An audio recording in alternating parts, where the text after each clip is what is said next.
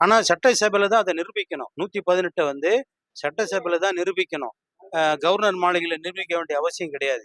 இது வந்து முழுக்க முழுக்க பிஜேபி இறங்கி ஏதோ பண்ணிட்டு இருக்காங்க, வேலை பண்ணிட்டு இருக்காங்க. அதான் காரணம்.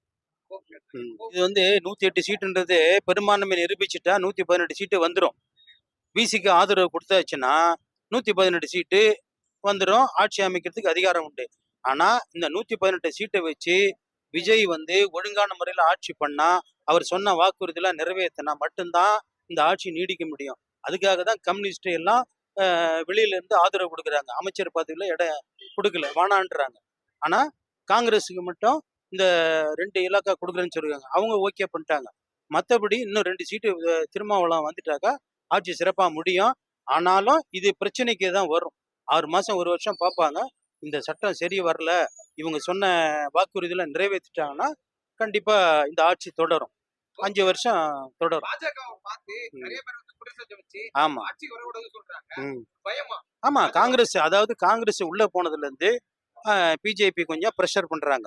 மேலிடத்துல இருந்து அமித்ஷா கொஞ்சம் பிரச்சனை பண்றாரு. காங்கிரஸ் உள்ள போகலன்னா இதே இந்த 108 சீட்டு திமுகவோ அதிமுகவோ இந்த சீட்டு வந்துருச்சுன்னா இந்நேரம் ஆட்சியில உட்கார்ந்துருப்பாங்க. இவங்க 2 பேருமே யாரும் 108 சீட்டு வந்துச்சுன்னா காலதாமதமான காரணம்னாக்கா இன்னும் 118 பெரும்பான்மை இன்னும் கிடைக்கல. பெரும்பான்மை கிடைக்காததுனால தான் ஒரு இவ்வளவு பிரச்சனை நடக்குது. ஆனா இன்னும் போட்டாலும் ஆமா ஆமா ஆமா 108 சீட்டு தப்பு. அதெல்லாம் கரெக்ட் தான். 108 சீட்டு வந்தா பெரும்பான்மை தான். இவங்க 3 இதுல வந்து பெரும்பான்மை வந்து தாவேக்கா தான் இல்லைன்னு சொல்ல வரல. ஆனா அந்த 108 வந்து சட்டசபையில தான் நிரூபிக்கணும். சட்டசபையில தான் அதை நிரூபிக்கணும். கவர்னர் மாளிகையில நிரூபிக்க வேண்டிய அவசியம் கிடையாது. ஆனாலும் 118 வேணும். அதை வந்து சட்டசபை ஆரம்பிச்ச பிறகு ஃப்ளோர் டெஸ்ட்ல பெரும்பான்மை நிரூபிச்சுட்டா அவங்க ஆட்சி தொடரும். இதை கவர்னர் விரும்பல. 118ஓட வாங்க, நாளைக்கு சட்டசபையில ஆட்சி கவுந்துச்சுனாக்கா அது உங்களுக்கும் அசிங்க, எனக்கும் 6 மாசம் காலதாமதம் ஆகும். இப்ப ஆட்சி சரியா ஆள முடியல தளபதிக்கு அப்படின்னா யாரு வந்து ஆட்சி ஆளும்? அது மறுபடியும் வந்து கவர்னர் ஆட்சி வரும். அதுக்கப்புறம் 6 மாசம் இல்ல 3 மாசம் 6 மாசத்துல ரீஎலெக்ஷன் வரும். திமுக வந்து ஸ்டாலின் அண்ணா சொல்றாரு எடப்பாடி தான் ஆளணும் அப்படின்னு சொல்லி. அது வந்து சந்தர்ப்பம் கிடையாது. 2 பேரும் வந்து சேர்ந்து ஆட்சி அமைக்கிறதுக்கு உண்டான சந்தர்ப்பம் கிடையாது. இருந்தாலும் ஆனா இந்த அவர் விஜய் சொன்னார்ல தீய சக்தின்னு.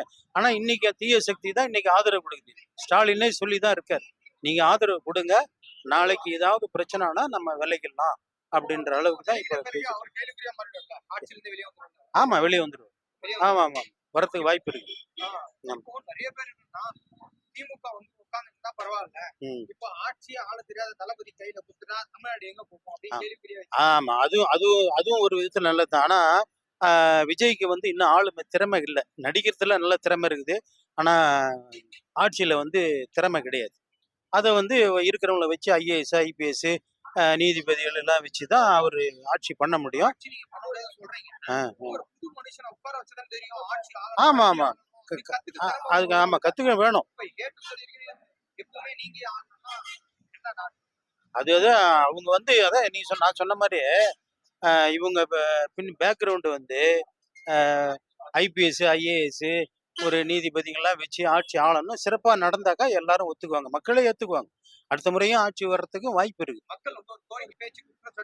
ஆமா அது வந்து தவறான கருத்து. அது அவர் சொல்றது சரியான முடிவு கிடையாது. ஆமா ஆமா இதுக்கு முன்னாடி அண்ணா இது ஆமா எம்ஜிஆர் காலத்திலே இந்த பிரச்சனை வந்தது. அதுக்கப்புறமே கம்யூனிஸ்ட் 2 கம்யூனிஸ்டுமே அவங்களுக்கு ஆதரவு கொடுத்து ஆட்சி அமைச்சாங்க. ஆமா அது ஆமா ஆமா ஆமா ஆமா தாவேக்க இந்த தமிழ்நாட்டுல இது வரைக்கும் இல்லாத ஒரு சரித்திரத்தை அவர் உண்டாக்கிட்டார். அதெல்லாம் ஒரு பெருமை தான். ஆமா மக்கள் பிரச்சனை பண்ணதான் செய்வாங்க. ஏன்னா அவரு தான் சிஎம்மா வரணும்னு சொல்லிட்டு மக்கள் ஓட்டு போட்டாங்க. 108 சீட்டுக்கு அவங்க தான் ஓட்டு போட்டாங்க, இல்லைன்னு சொல்ல வரல. ஆனா பெரும்பான்மை நிரூபிச்சுட்டு எல்லாருக்கிட்டையும் ஒரு அனுசரணை இருந்து எல்லா கூட்டணி கட்சி தலைவர்கள் எல்லாம் சந்திச்சு அவங்க கிட்ட ஆலோசனை கேட்டுதான் இந்த முடிவை எடுத்து ஆட்சியை சிறப்பா பண்ணணும். ஆமா இறங்கி போய் பேசணும். அவரு பேசவே மாட்டாரு. இறங்கி பேசணும். ஒவ்வொரு தலைவர்கிட்டையும் நமக்கு 108 சீட்டு வந்துச்சு, இன்னும் 10 சீட்டு வேணும் அப்படின்னும் போது ஆதரவு கொடுக்குற தலைவர்கிட்டலாம் இவர் இறங்கி பேசி எப்படி பண்ணலாம் ஏது பண்ணலான்னு கேட்டு முடிவு பண்ணணும். அப்போதான் 5 வருஷம் ஆட்சியை நீடிக்க முடியும். இல்லைன்னா கொஞ்சம் கஷ்டம்தான். இப்ப தமிழ்நாடு எப்படின்னா இருக்கும்? ம். இப்போ பெரிய போராட்டமா போயிட்டு இருக்கு. சுடுகாடு சுடுகாடா மாறுறதுக்குலாம் அதாவது அவங்க தாவேகாவுடைய மந்திரிகள் தான் எப்படி நியமிக்கிறாங்களோ அதை பொறுத்துட்டு தான் இருக்கு. நம்ம கையில எதுவுமே நம்ம கையில கிடையாது. ஆமா. ஓகே. ஓகே.